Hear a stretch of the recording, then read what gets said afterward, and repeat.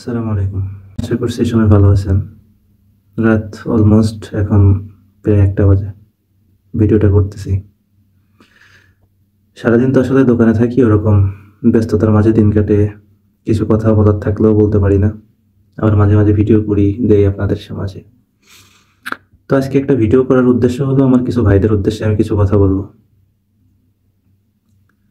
যে সময় থাকতে আসলে সবাই সচেতন হন, সাবধান হন। কারণ আমরা পুরুষ এমন একটা জাতি, আমরা আমাদের জীবনের প্রায় মূল্যবান যে সময়গুলোর প্রায় 70-80% আমরা হলো মেয়েদের পিছনে ব্যয় করে ফেলি।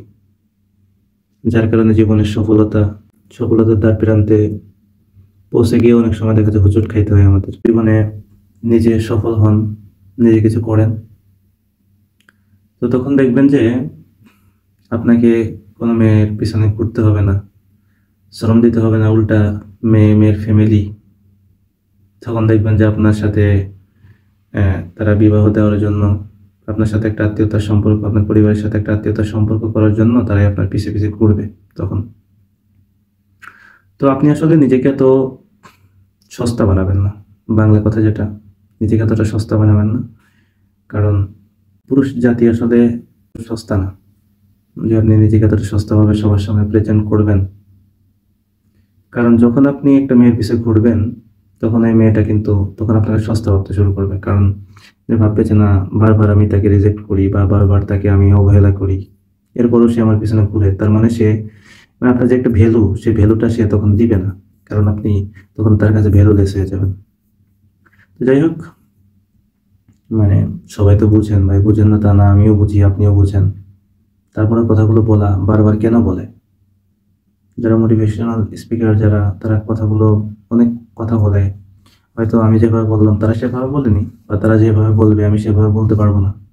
তো আমি আমার মতো করে আমার ভিতরে যেই আহ, অব্যক্ত কথাগুলো ছিল, যেগুলো মনে করলাম যে না, বলা উচিত বা বলা দরকার, সেটাই আর কি আমি আপনাদের সাথে শেয়ার করলাম।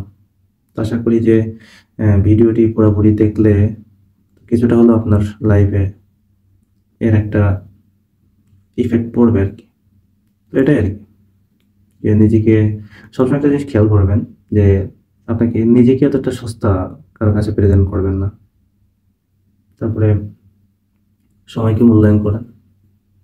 কারণ আপনি যদি প্রতিটা সময়ের যদি মূল্যায়ন করতে জানেন, তাহলে দেখবেন যে আপনি জীবনে একটা মূল্য পাবেন। পড়ালেখা করার সময় আহ, উস্তাদরা সবসময় একটা কথা বলতো, সেই কথাটা এখনো ছাত্রকালেও তো যতটুকু পারছি তাদের কথা মান্য করার চেষ্টা করছি। বিশেষ করে এই কথাটা এখনো এটার চেষ্টা করি, যে এই কথাটার মূল্যায়ন করার। কারণ সবসময় একটা কথা বলতো যে জীবনে যদি মূল্য পেতে চাও তাহলে সময়ের মূল্যায়ন করো। কারণ সময়ের মূল্য দিলে তুমি একসময় জীবনের মূল্য এমনিতেই পেয়ে যাবা। সেটা তোমাকে দিতে হবে না, অটোমেটিকলি তুমি পেয়ে যাবে ওটা। তো এটাই আর কি। তো সবাই ভালো থাকবেন, সুস্থ থাকবেন। সবার সর্বাঙ্গীন মঙ্গল কামনা করি। আল্লাহ হাফেজ।